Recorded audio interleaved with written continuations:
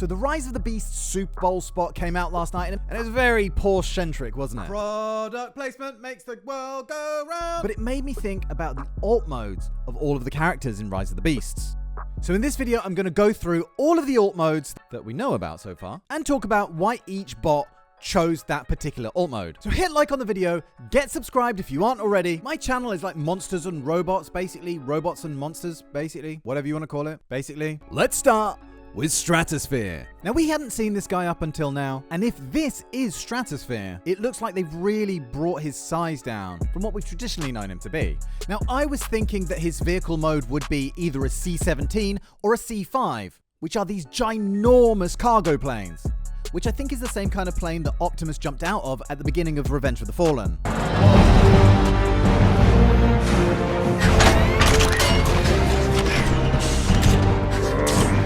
But that would have meant a robot mode that was gargantuan. He would have been enormous. But all I could really find on this guy is that his speciality, other than transport of course, is to supply air cover from high above. And ground-based combat is actually kind of a weakness of his, which, given that he can probably barely walk on these things, it's no surprise to anyone. What are they, fucking skis? Speaking of flyers, let's talk about Air Razor. Her alt mode as a Hawk gives her all the aerial advantages for being a swift and maneuverable recon bot. Anyway, in Robots in Disguise, they gave the name to a Decepticon that looked like this, but you know, it's a completely different character. And she's also been a Jet in the Revenge of the Fallen toy line, which is pretty confusing, which then combines into Superion, which is pretty confusing. But as far as Rise of the Beasts is concerned, the biggest change that I can see that they're bringing in is her ability to blast out that beam of fire or energy. That is epic. Let's talk about Prime.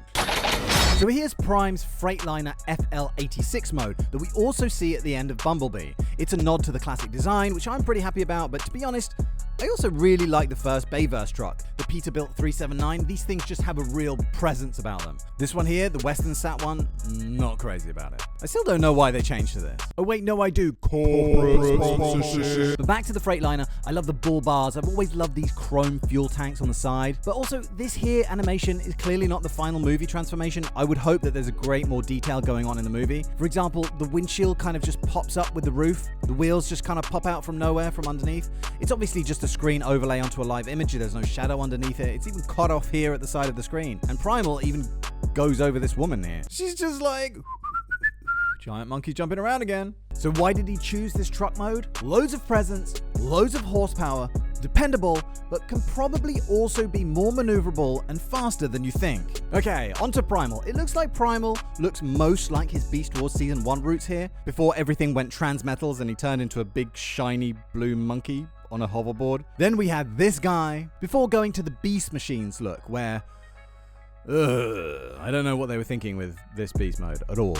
He looks more like a orangutan. His arms are strangely out of proportion. His face is not even really attached to his head. It's just hideous. So why did Primal choose a gorilla as his disguise? Well, fast, strong, powerful, and agile. Even if this one is stupidly big, like that's a stupidly big monkey. It's going to be interesting to see what the Maximal's backstory is in this movie, because I'm sure it'll be explained in there somewhere. Let's talk about RC next. We haven't seen her Rise of the Beasts alt mode at the time I'm recording this, although there was a toy floating around somewhere the other day, and we know she's going to transform into a Ducati. This Duke is quite frequently voted the best bike and the best looking bike of all time. But I'm getting sidetracked. And she is most often a motorcycle of some kind, most notably as the RC sisters in Revenge of the Fallen and in Transformers Prime. But she's also often a futuristic car. But personally, I absolutely love this muscle car form from Transformers Earthspark. It might not be the classic design, but it might actually be my favorite. But what do you guys think? Would you rather see RC as a car or a motorbike? She's obviously chosen this form because she's a more lightweight bot and puts speed and agility and maneuverability at the top of her attribute list. Next, let's do Rhinox. Big brute force battering ram of a bot. We saw this guy in the first trailer looking absolutely awesome, but this guy hasn't exclusively been a Rhino in his time. There was also a storyline in Beast Machines where he was presumed dead, but turned out to have been reformatted by Megatron into this Viacon form called Tankor. Yeah, Beast Machines was kind of weird. But I know it's got its fans, so if you loved it, please get in the comments and tell me what it was exactly that you liked about it. Anyway, Rhinox has obviously chosen a Rhino because he's that larger-than-life type character who puts brawn and musculature over speed and agility. Cheetor racing Bee in the trailer was cool AF, wasn't it? But just like the other characters, his Season 1 look got a makeover in Season 2 of Beast Wars and went all shiny and in the Transmetals years, before Beast Machines, well, yeah, see for yourself. Actually, I don't mind Beast Machines Cheetor. It could have been way, way worse. I mean, look at what they did to Rat Trap. Nightmare fuel. Alright, this is where Rise of the Beast gets controversial, because Rise of the Beast is reportedly changing Wheeljack's face from this to this. Yeah, a part of me feels like it's kind of a slap in the face of the character that was, you know, the first Transformer to ever appear on the Gen 1 cartoon, and has been one of the most frequently represented in the show. The guy invented the Dinobots, for God's sake, with a little help from Ratchet, of course. I don't even get how he goes from this in Bumblebee, from the prologue on Cybertron, to this in Rise. I don't know. How are they going to explain that? Well, anyway, in Rise, Wheeljack is going to be a VW camper van. I love these things. They're so full of character.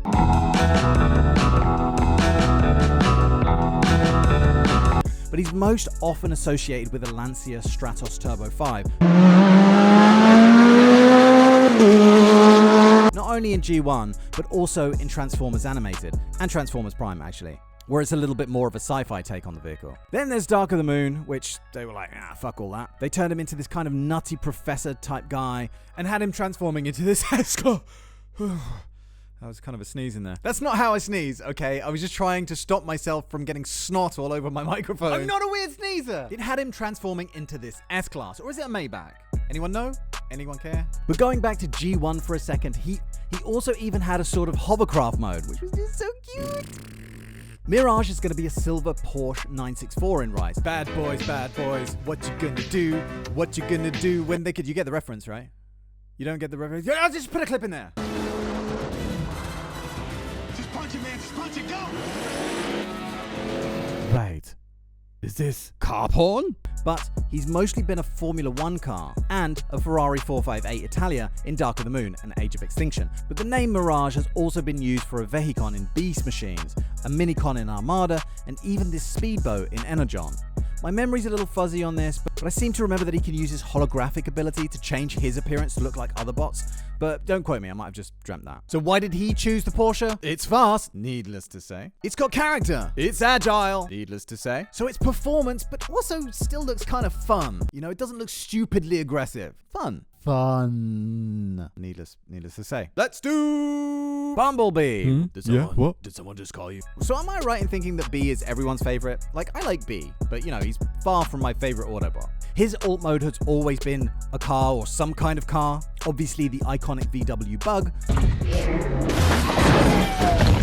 The various Camaro, which I feel are the ones that have become synonymous with the character at this point, but I think my favorite was this from the Bumblebee prologue. It was a sleek, like, Cybertronian supercar with these machine guns. It was awesome. I reckon he chose a Camaro for all the same reasons that Mirage would have chosen the Porsche, except this one's a little bit more brash, a little bit more muscle car-y and, like, brash. I only need to go around one corner to the left all the time, all the time to the left. As long as you can go real fast and real fast straight line. Nobody ever goes no right corners. Right corners ain't for those Europeans. For the real right corners. I did a whole video about Scourge that I'll link to below, but in short, he's going to be this big evil truck in Rise.